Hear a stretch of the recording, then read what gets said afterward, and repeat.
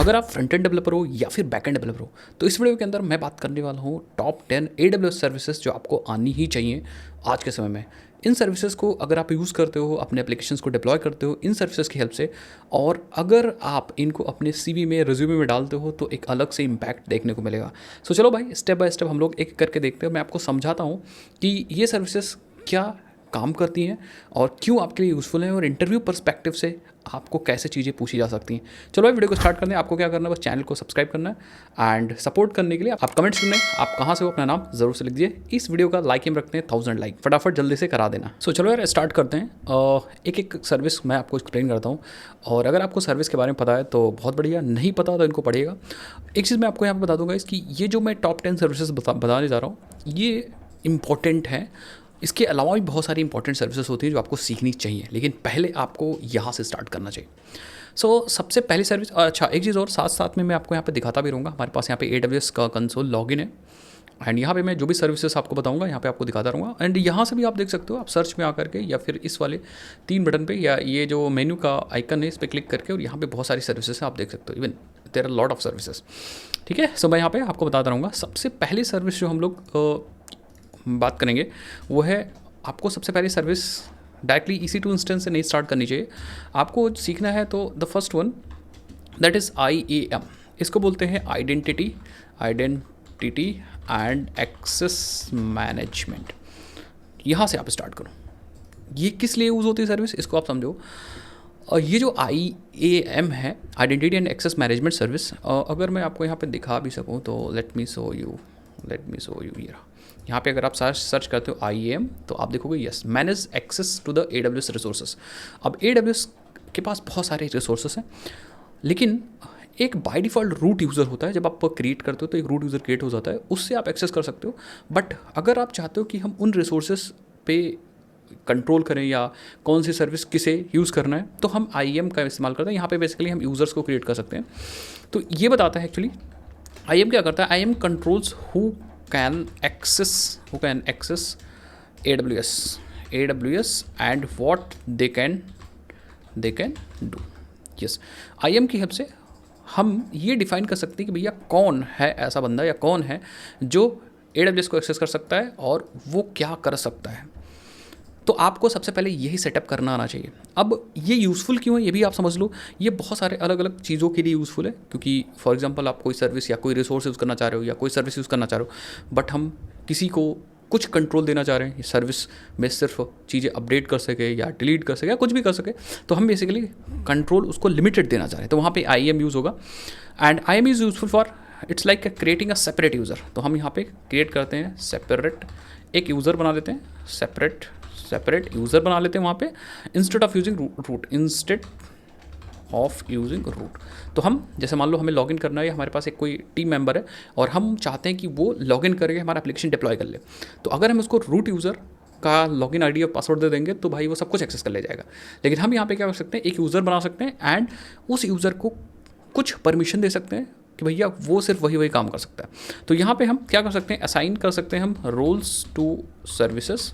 तो हम यहाँ पे बता सकते हैं कि भैया हम रोल असाइन कर सकते हैं अपने सर्विसेज पे, एंड देन हम यूज़ कर सकते हैं पॉलिसीज़ को, policies to grant permissions, minimal permission या परमिशंस। तो ये काम होगा हमारे इस, बेसिकली हम एक यूज़र बना सकते हैं और यूज़र को कौन से रिसोर्सेज और उसके अंदर कौन से परमिशंस हमें देने हैं उसको हम डिफाइन कर सकते हैं अपने पॉलिसीज़ की हेल्प से। तो ये बहुत तगड़ी चीज़ है, अगर आप लोग कहोगे तो प्रैक्टिकली मैं करके दिखाऊंगा, एंड ये बहुत ज़्यादा इंपॉर्टेंट है। सो आई थिंक आपको पहला सर्विस समझ में आ गया, ये यहाँ से आपको स्टार्ट करना चाहिए। क्योंकि यार देखो, जब भी आप रिसोर्सेज आप खुद यूज़ करोगे या आपका कोई टीममेट यूज़ करेगा या आपका कोई टीम आपने जैसे हायर किया वो यूज़ करेगा, तो वहाँ पे आपके पास रिसोर्सेज लिमिटेड होंगे, या कह सकते हो लिमिटेड रिसोर्स का एक्सेस आपको देना होगा। सो इन दैट केस हमारे पास IAM यूज़फुल है, एंड सिर्फ उसी के लिए नहीं, बहुत सारे काम के लिए IAM यूज़ होता है। ठीक है, सो अब बढ़ते हैं नेक्स्ट सर्विस की तरफ। अब यार अपने सेकंड सर्विस की बात करते हैं जो आपको सीखना चाहिए, वो है EC2 इंस्टेंस या फिर EC2, इसको बोलते हैं इलास्टिक कंप्यूट क्लाउड। ये हमें प्रोवाइड करता है एक वर्चुअल सर्वर। इस वर्चुअल सर्वर के अंदर अपने रिसोर्सेज कुछ भी आप डिप्लॉय कर सकते हो, जैसे आप स्प्रिंग बूट को डिप्लॉय कर सकते हो, जावा इंस्टॉल कर सकते हो।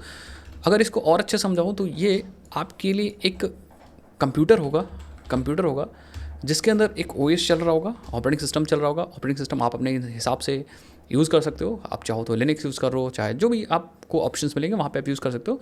एंड देन आप इसके अंदर आप चाहे जावा इंस्टॉल करो, चाहे नोड.जेएस इंस्टॉल करो, चाहे जो भी इंस्टॉल करो। तो ये एक तरीका का कंप्यूटर है जो आपने किराए पे लिया है, बस वहाँ पे आप कुछ भी यूज़ कर सकते हो, इवन जीवाई वगैरह भी इंस्टॉल कर सकते हो। So it is very important and कुछ भी आप कर सकते हो भाई, क्योंकि ये आपके पास कंप्यूटर है। इसको एक्सेस करने के लिए हम इसका आईपी एड्रेस यूज़ करेंगे और इसको हम कहीं से भी यूज़ कर सकते हैं, आईपी एड्रेस यूज़ कर सकते हैं। जैसे फॉर एग्जांपल एक हमने बैकएंड एप्लीकेशन बनाया स्प्रिंग बूट का, तो हम एक वर्चुअल सर्वर बना के, वर्चुअल सर्वर मतलब एक EC2 इंस्टेंस बना के, जिसके अंदर हमें एक ऑपरेटिंग सिस्टम मिल जाएगा। उसके बाद हम उसके अंदर जावा इंस्टॉल करके, डेटाबेस इंस्टॉल करके, फिर हम अपना बैकएंड एग्जीक्यूट कर सकते हैं। और उसको एक्सेस करने के लिए हम फायरवॉल में जा करके, सिक्योरिटी ग्रुप में जाके पोर्ट ओपन कर सकते हैं, और फिर हम उसके आईपी एड्रेस के, अपने वर्चुअल सर्वर के आईपी एड्रेस को यूज़ करके हम अपने एप्लीकेशन को यूज़ कर सकते हैं। It's like running your application in local. बस EC2 का मतलब है हम क्लाउड पे ये सारा काम कर रहे हैं। सो अब आप इसके अंदर कुछ भी कर सकते हो। आपके पास कंट्रोल रहेगा, control the OS, networking, scaling, everything का कंट्रोल रहेगा। और ये मोस्टली यूज़ होता ही होता है हमेशा, ठीक है। बिहाइंड द सीन बहुत बार ऐसी AWS की सर्विसेज होती हैं जो आप यूज़ कर रहे होते हैं और बिहाइंड द सीन वो EC2 इंस्टेंस को यूज़ कर रही होती हैं। तो बहुत ज़्यादा इंपॉर्टेंट है, और बहुत ज़्यादा इंपॉर्टेंट है। बहुत बार इसको कनेक्ट करने के लिए भाई SSH वगैरह हम लोग यूज़ करते हैं, तो आपसे धीरे धीरे समझ जाओगे। और इसके बारे में बहुत ज़्यादा इंटरव्यू क्वेश्चंस भी आपसे पूछा जाता है, क्योंकि सबसे important and most powerful service है ये समझ लो AWS की। एंड अगर आप दूसरे क्लाउड्स भी यूज़ करते हो तो वहाँ भी आपको ये वर्चुअल इंस्टेंसेस मिलते हैं, मतलब वर्चुअल इंस्टेंस वाली सर्विस हमेशा मिलती है। जैसे अगर आप डिजिटलओशन यूज़ करोगे तो वहाँ पे आपको ड्रॉपलेट्स मिल जाएंगे। अगर आप गूगल क्लाउड्स यूज़ करोगे तो वहाँ पे मतलब अलग अलग नाम से जाना जाता है, बट काम उनका एक ही होता है। अब इंटरव्यू पर्सपेक्टिव से देखें तो कुछ कॉन्सेप्ट बहुत ज़्यादा इंपॉर्टेंट है, जैसे इंस्टेंसेस टाइप वगैरह का ध्यान रखिए जब आप इंस्टेंसेस को बनाइए, सो दैट इंटरव्यूअर अगर आपसे पूछता है तो आप बता सको। टाइप मतलब बहुत अलग अलग टाइप्स होते हैं, जैसे T2 डॉट माइक्रो, ये टाइप्स होते हैं, और बेस्ड ऑन टाइप आपको कॉन्फ़िगरेशंस दी जाती हैं। तो जो आपके लिए इंपॉर्टेंट है वो आप यूज़ करिए, ज़रूरी है रिक्वायरमेंट बेसिस पे। जैसे फॉर एग्जांपल हमारे पास T3 डॉट मीडियम, ऐसा करके बहुत सारे होते हैं। अभी मैं आपको दिखा देता हूँ एक बार। उसके बाद आपको जब आप EC2 इंस्टेंस पे जाते हो तो वहाँ पे कॉन्सेप्ट्स आते हैं एलास्टिक IPs के, सिक्योरिटी ग्रुप्स के। तो ये सारी चीज़ें आपसे पूछी जा सकती हैं भाई, तो इनको ज़रूर से सीखो, सिक्योरिटी ग्रुप्स वगैरह के। एंड देन फिर आपसे क्वेश्चन ये भी पूछा सकता है कैसे आप ऑटो स्केल करोगे एंड लोड बैलेंसिंग करोगे, तो ये भी आपसे पूछा जा सकता है। तो आप इनके बारे में ज़रूर से पढ़ो, क्योंकि लोड बैलेंसर ऑलरेडी हमें ये AWS हमें देता है, तो ज़्यादा टेंशन नहीं होती। AWS हमें अलग से लोड बैलेंसर देता है, तो हम उसको, उस सर्विस को यूज़ करके और फिर हम ऑटो स्केल कर सकते हैं, ठीक है। इंस्टेंसेस बेसिकली मल्टीपल इंस्टेंसेस वगैरह बहुत सारी चीज़ कर सकते हैं, उसके बारे में हम लोग बाद में बात करेंगे। सो एक बार मैं क्या करता हूँ, आपको EC2 इंस्टेंस वाली सर्विस आपको दिखाता हूँ यहाँ पे। सो अगर मैं यहाँ पे चलता हूँ, सो यहाँ पे अगर सर्च करता हूँ, या फिर आप इस मेन्यू पे क्लिक करोगे तो आपको तुरंत यहाँ पे दिख जाएगी, देखो वर्चुअल सर्वर इन क्लाउड। अगर हम इस पर क्लिक करते हैं तो आप डायरेक्टली सर्च भी कर सकते हो EC2 instance and virtual servers.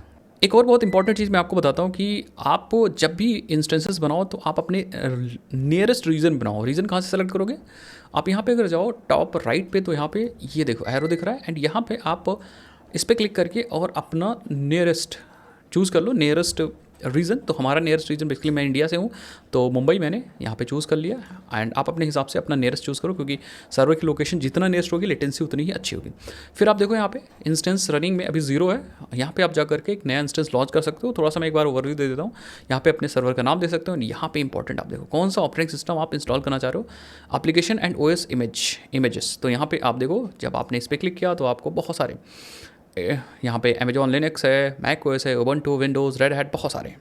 इसमें से आप चूज़ करके एंड देन आप लॉन्च कर सकते हो। एंड जो मैं टाइप दिखा रहा था वहाँ पे आप देख सकते हो, जैसे फॉर एग्जांपल मैंने Ubuntu चूज़ किया, एंड आप देखोगे तो यहाँ पे टाइप आप चूज़ कर सकते हो। ये देखो, ठीक है। आप इस पर क्लिक करोगे तो यहाँ पे अलग अलग टाइप्स की इमेजेस दिखेंगी, ठीक है, कि आप कौन सा वर्जन बेसिकली चूज़ करना चाह रहे हो Ubuntu का। मान लो मैंने ये चूज़ कर लिया, एंड देन आपको ये मशीन इमेज के टाइप से बेसिकली वर्जन्स कह सकते हो। लेकिन अगर आप नीचे आते हो गाइस तो आपको यहाँ पे ये इंस्टेंस का टाइप भी दिखेगा कि आप इंस्टेंस टाइप कौन सा यूज़ करोगे। यही वाला इंस्टेंस टाइप मैं आपको वहाँ पे बता रहा था कि इसके बारे में ज़रूर से पढ़ लीजिए। T2 डॉट नैनो है, T2 डॉट माइक्रो, स्मॉल, बहुत सारे हैं, ठीक है। तो बेस्ड ऑन द टाइप आप देखो यहाँ पे आपको CPU एंड मेमोरी दी जाती है, एंड उस हिसाब से चार्जेस भी ज़्यादा होते हैं, क्योंकि मैंने बताया ना कि ये क्या होता है, ये कंप्यूटर जो आपने रेंट पे लिया है, तो भाई ऑब्वियस सी बात है उस हिसाब से चार्ज भी लेंगे।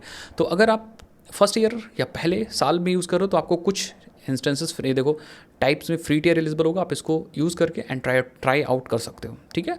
बाकी आप यहाँ पे लॉन्च क्लिक कर सकते हो, उसके बारे में अगर आप कहोगे तो मैं वीडियोस बना दूंगा, टेंशन उसकी बात नहीं है, ठीक है। बस आप कमेंट सेक्शन बताइए। सो अब आगे बढ़ते हैं और हम अपनी दूसरी सर्विस के बारे में बात करते हैं। और दूसरी जो सर्विस है गाइज वो भी इंपॉर्टेंट है, ऐसी बात नहीं है दूसरी सर्विस नहीं इंपॉर्टेंट है।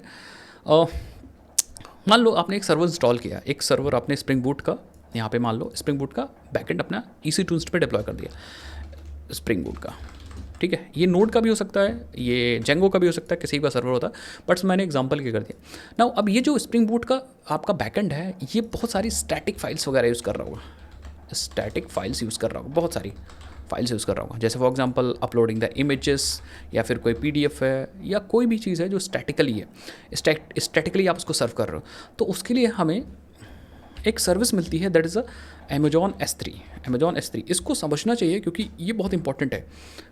हमेशा स्टैटिक रिसोर्सेस आपको S3 से सर्व करने चाहिए। तो ये हमें बकेट का कॉन्सेप्ट प्रोवाइड करती है। उस बकेट के अंदर हम क्या कर सकते हैं, अपने स्टैटिक रिसोर्सेज को स्टोर कर सकते हैं, और बहुत बार हम अपने PDFs इमेजेस को इसी सर्विस के अंदर स्टोर करते हैं।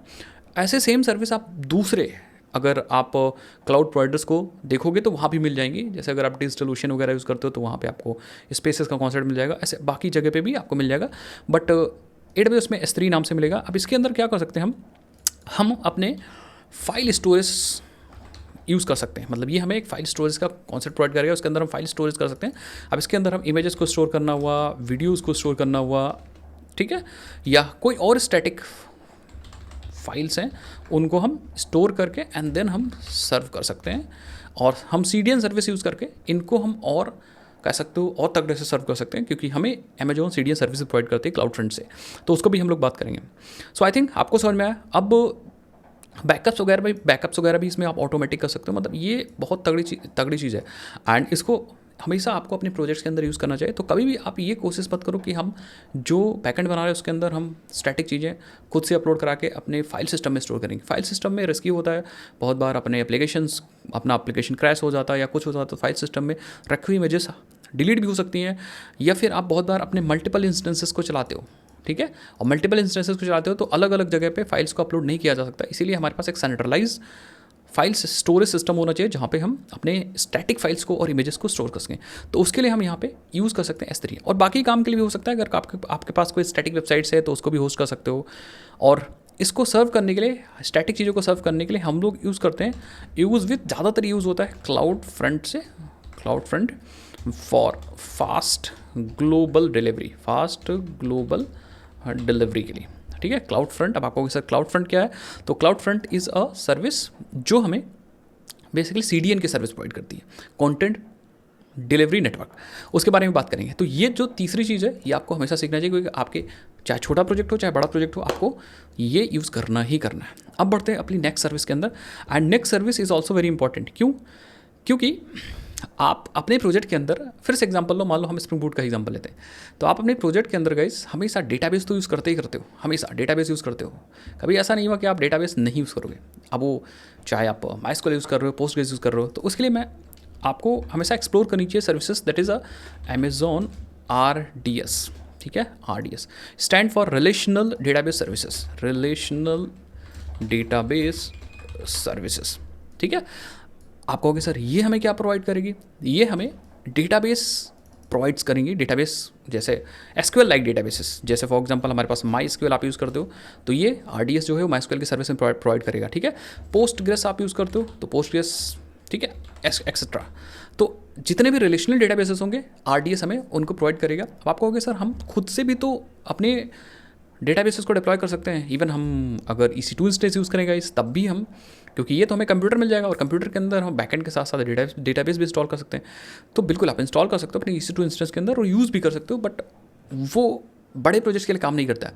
अगर आपका एप्लीकेशन बहुत छोटा है तो आप यूज़ कर सकते हो डायरेक्ट अपने EC2 इंस्टेंस के अंदर डेटाबेस को इंस्टॉल करके। बट जब आपका एप्लीकेशन स्केल करेगा, फॉर दैट केस आप कैसे नंबर ऑफ़ रीड्स राइट्स बहुत बढ़ेंगे और बैकअप्स भी ज़रूरी होगा। दैट मीन्स आपको मैनेज करना पड़ेगा एक डेटाबेस का सर्वर अलग से। तो उसके लिए आपको मैनेज डेटाबेसेस यूज़ करने पड़ेंगे, और ये RDS सर्विस है वो मैनेज डेटाबेसेस है। ये हमें कहता है कि भैया आपको कोई मैनुअल DB सेटअप करने की ज़रूरत नहीं है, no manual DB setup needed. Backups खुद से होंगे, बैकअप्स खुद से होंगे, पैचिंग वगैरह सारे कॉन्सेप्ट खुद से होंगे, स्केलिंग भी खुद से होगा, हैंडल कर लेगा यही वाली सर्विस, स्केलिंग भी हैंडल कर लेगा एंड एवरीथिंग, ठीक है। डेटाबेस से related all things is handled by AWS this service. तो आपको कोई टेंशन लेने की जरूरत नहीं है, आपका एप्लीकेशन बहुत स्केल कर रहा है, कोई दिक्कत नहीं, आप अपना डेटा डालो, डेटाबेस को थोड़ा ऑप्टिमाइज़ करो, डेटाबेस को यहाँ पे होस्ट करो RDS के अंदर and start using that. Charges उस हिसाब से बनेंगे जैसे ट्रैफिक आएगा एंड उस हिसाब से जो जिस हिसाब से इन्होंने चार्ज मैनेजमेंट किया होगा, क्योंकि क्लाउड है तो जितना आप यूज़ करोगे उस हिसाब से जिस हिसाब से चार्जेस ये मैनेज करेंगे, आपको जिस हिसाब से डेटाबेस की सर्विस दी जाएगी उस हिसाब से चार्जेस यूज़ होंगे। इंटरव्यू में आपको बहुत सारे क्वेश्चंस RDS से पूछे जा सकते हैं, बहुत सारे क्वेश्चंस पूछे जा सकते हैं, जैसे कनेक्शन एंड पॉइंट से रिलेटेड क्वेश्चन पूछे जा सकते हैं, कनेक्शन एंड पॉइंट से रिलेटेड क्वेश्चंस पूछे जा सकते हैं, बैकअप्स एंड मेंटेनेंस से रिलेटेड पूछे जा सकते हैं, मेंटेनेंस से रिलेटेड क्वेश्चन पूछे जा सकते हैं, ठीक है, और बहुत सारे क्वेश्चंस पूछे जा सकते हैं गाइस, ठीक है।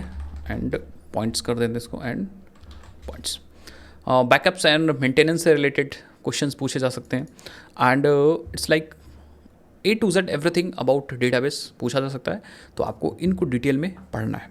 सो अब बात करते हैं अपनी 5th सर्विस के बारे में, जो इम्पॉर्टेंट है, हाँ इम्पॉर्टेंट है और आपको समझना चाहिए, क्योंकि देखो मान लो आपने एक स्प्रिंग बूट का एप्लीकेशन बनाया है या बैकएंड बनाया है, उसको आपने EC2 इंस्टेंस में डिप्लॉय कर दिया, स्टैटिक फाइल्स के लिए आपने S3 यूज़ कर लिया एंड डेटाबेस के लिए आपने RDS यूज़ कर लिया, लेकिन अब आपको मॉनिटरिंग भी तो करनी होगी अपने डेटाबेस या सर्विसेज की। तो गाइस हमारी जो 5th सर्विस है वो है Amazon क्लाउड वॉच। इसकी हेल्प से हम लोग क्या कर सकते हैं, अपने एप्लीकेशन को मॉनिटर कर सकते हैं। मॉनिटर में क्या क्या आता है उसको देखते हैं। मॉनिटर में बहुत सारी चीज़ आती है, जैसे हमें CPU कितना यूज़र है उसका मॉनिटर करना है, मेमोरी मॉनिटर करनी है, तो ये सारी चीज़ें हम मॉनिटर कर सकते हैं। एंड नेटवर्क यूसेज को हम लोग मॉनिटर कर सकते हैं।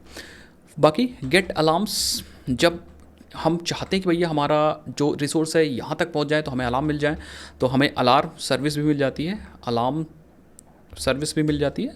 When your server is overloaded, तो ये बहुत ज़्यादा इंपॉर्टेंट है।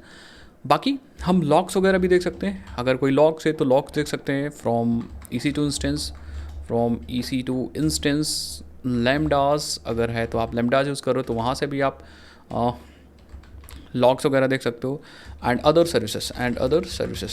तो ये काम करेगा। तो जब भी कोई आप देखना चाहते हो कि हमारा जो EC2 इंस्टेंस है जहाँ हमारा एप्लीकेशन चल रहा है वो कितने रिसोर्सेज से यूज़ कर रहा है, और आप चाहते हो कि भैया हमारा 90% अगर या ओवरलोड हो रहा है रिसोर्स, तो हम क्या करें, एक अलार्म हमें मिल जाए तो अलार्म भी वो दे देगा।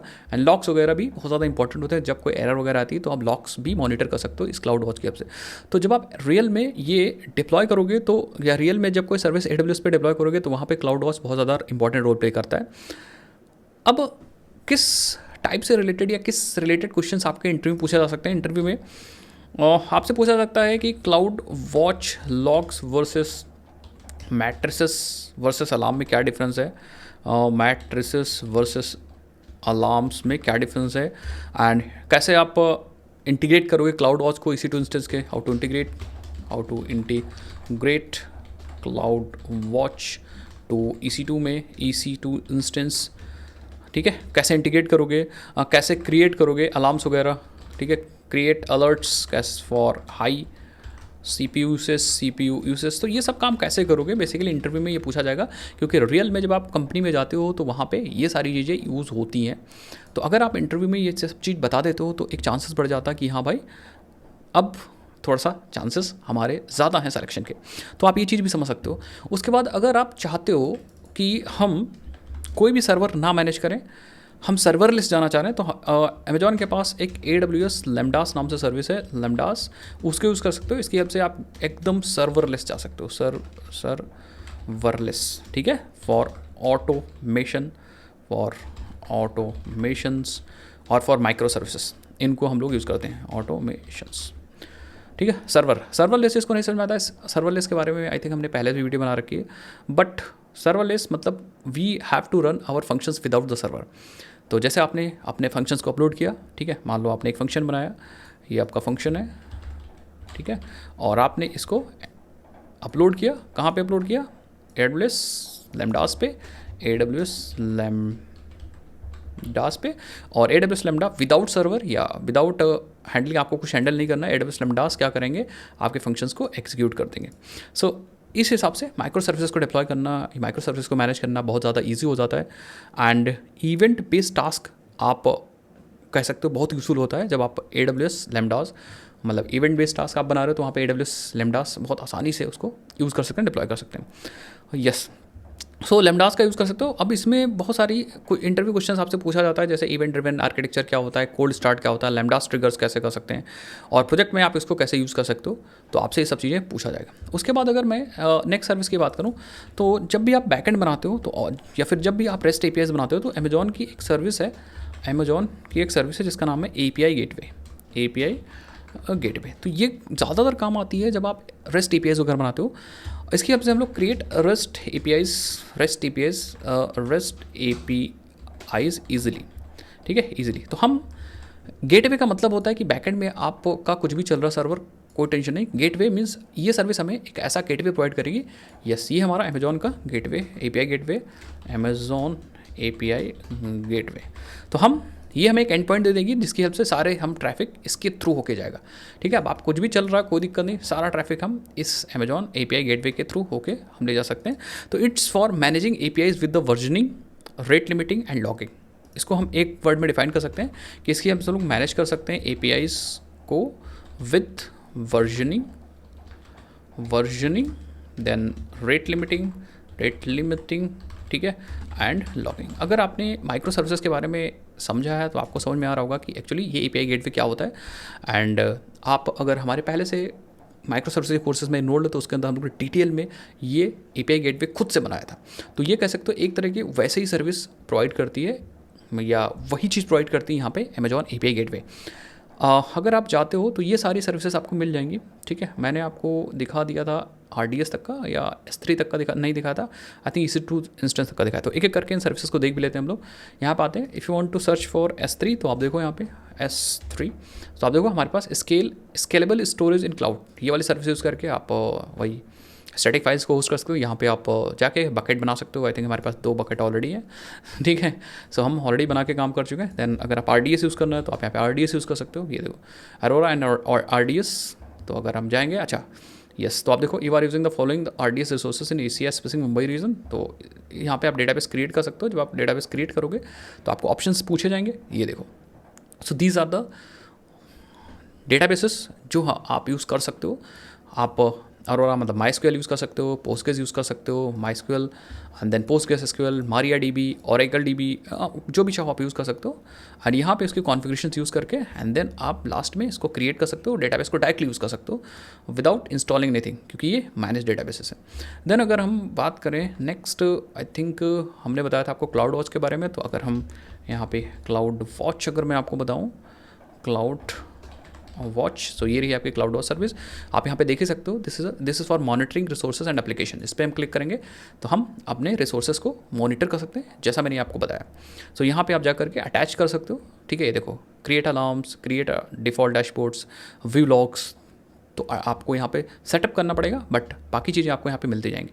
देन अगर AWS लैम्डास के बारे में अगर आप सर्च करना चाह रहे हो तो यहाँ पे आप लैम्डास भी देख सकते हो। Yes, run code without thinking about servers, AWS लैम्डास है। विदाउट सर्वर आप कोड को रन कर सकते हो। यहाँ पे फंक्शन क्रिएट करो, डायरेक्टली आपका कोड रन होगा। यहाँ पे इन्होंने कुछ एग्जांपल्स वगैरह दिए हैं जिसको आप कैसे काम करता है ये दे रखा है। तो इन्होंने एक फंक्शन बना रखा है Node.js में। अगर हम डायरेक्टली रन पे क्लिक करेंगे, आपका AWS की हेल्प से ये फंक्शन रन हो जाएगा। API गेटवे, ठीक है, API gateway, build deploy and manage APIs। तो इसकी हेल्प से हम लोग APIs को बना सकते हैं, मैनेज कर सकते हैं, डिप्लॉय कर सकते हैं। Create a new API to begin exploring API gateway. You can also import external definition file into API gateway. इस पर क्लिक करके हम ये देखो, ठीक है। So HTTP API, web socket API, REST APIs, so you can create and build a lot of stuff with this. API gateway बहुत ज़्यादा यूजफुल होता है, ठीक है। नेक्स्ट 7 हो गया। अब कुछ और इंपॉर्टेंट चीज़ बताते हैं, जैसे अगर आपको NoSQL यूज़ करना है, मान लो इफ वांट टू NoSQL, क्योंकि मैंने बताया SQL से रिलेटेड सारे डेटाबेस यूज़ कर सकते हो। तो एक सर्विस है अमेजॉन की, that is DynamoDB। Use NoSQL for fast access.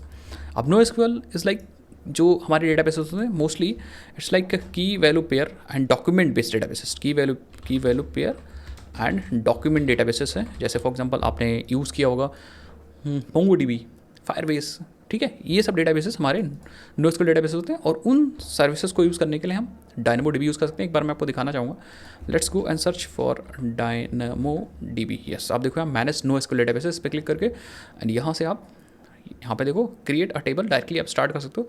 Amazon Dynamo a fast and flexible NoSQL database service for any scale, इस पर क्लिक करके एंड यहाँ पे आप इन्फॉर्मेशन दे करके और देन फाइनली आप नोएसक्यूएल डेटाबेस का भी फ़ायदा यूज़ कर सकते हो। इसके कुछ फ़ायदे हैं, बेनिफिट है जब आप नोएसक्यूएल डेटाबेस यूज़ करते हो। तो these are the super fast, ये बहुत फास्ट होते हैं, ठीक है। यूज़र सेशंस या कह सकते हो ऑटो स्केलिंग, ऑटो स्केलेबल, इसके लिंक डाल देते हैं, और एनालिटिक्स, स्केलिंग और एनालिटिक्स, ये सब चीज़ें इसके फीचर हैं, प्रॉपर्टीज़ कह सकते हो। परफेक्ट लॉक्स, आपको परफेक्ट लॉक्स मिलेंगे, यूज़र सेशंस वगैरह आपको मिल जाएंगे। देन स्मूथली वर्क करेंगे,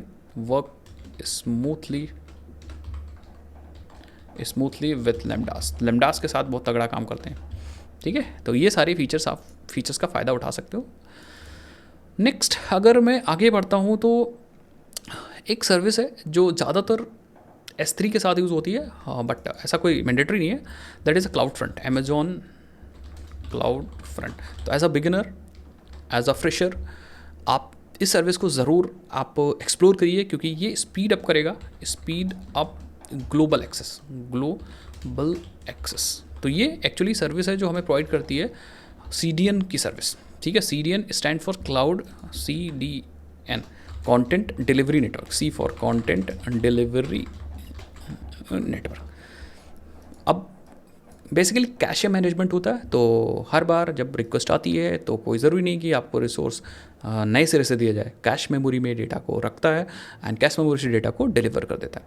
तो ज़्यादातर ये S3 जो आप स्टैटिक रिसोर्सेज को डालते हो उनको एक्सेस करने के लिए यूज़ होता है, क्योंकि they are not changing, they will not change, almost वो सेम वैसे रहते हैं। तो वहाँ पे क्लाउड फ्रंट बहुत हेल्पफुल है, कंटेंट डिलीवरी नेटवर्क। और ज़्यादातर जितने इमेजेस वगैरह आप यूज़ करते हो, मोस्ट ऑफ द वेबसाइट में वो कंटेंट डिलीवरी नेटवर्क का यूज़ कर रही होती है। तो फास्ट कंटेंट डिलीवरी है, adds HTTPS with a free SSL। तो यहाँ पे फ्री SSL आप यूज़ कर सकते हो। बाय ACM भी एक सर्विस है जिसकी हेल्प से आप HTTPS वगैरह यूज़ कर सकते हो, ठीक है। रिड्यूस बैकएंड लोड, तो बैकएंड लोड कम होगा क्योंकि कैश मेमोरी या कैशिंग यूज़ होगा, तो ऑब्वियसली बात है बैकएंड पे हर बार रिक्वेस्ट नहीं जाएगी काम करने के लिए।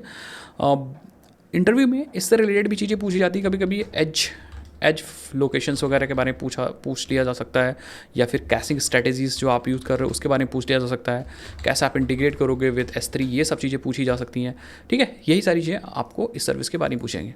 फाइनल एंड लास्ट जो सर्विस मैं बताऊँगा, कभी कभी आपको ऑटोमेटिक चीज़ें करनी पड़ती हैं या वेब एप्लीकेशंस को डिप्लॉय करने पड़ते हैं, तो आप इस सर्विस को एक्सप्लोर कर सकते हो। 10th वाली, that is Amazon AWS elastic beanstalk, ठीक है, बीन स्टैक सर्विस, ठीक है, बीन स्टैक सर्विस। अब ये सर्विस है, इसमें आपको क्या करना है, you don't have to manage the server, deploy application, या ये आपके एप्लीकेशन को एप्लीकेशन का डिप्लॉयमेंट और सिंप्लीफाई कर देगा। तो it simplify the application deployment. क्यों सिंप्लीफाई कर देगा, कैसे सिंप्लीफाई करेगा, क्योंकि ये सर्विस प्रोवाइड करेगा एज अ प्लेटफॉर्म एज अ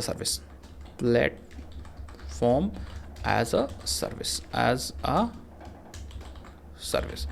कहने का मतलब होता है कि इसमें आपने कोई स्प्रिंग बूट का एप्लीकेशन बनाया, ये बूट ऐप है, this is a boot app, and इसको आप अमेजॉन बीन स्टैक की हेल्प से डायरेक्टली यहाँ पे अपलोड करो बूट सर्विस अपने बूट एप्लीकेशन को, और इट विल ऑटोमेटिकली डिप्लॉय, ये ऑटोमेटिकली आपके एप्लीकेशन को डिप्लॉय कर देगा और मैनेज कर लेगा। आपको कुछ करने की ज़रूरत नहीं, बस आपको क्या करना है, you just have to upload the code, upload your code, ठीक है। AWS handles server scaling and load balancing automatically.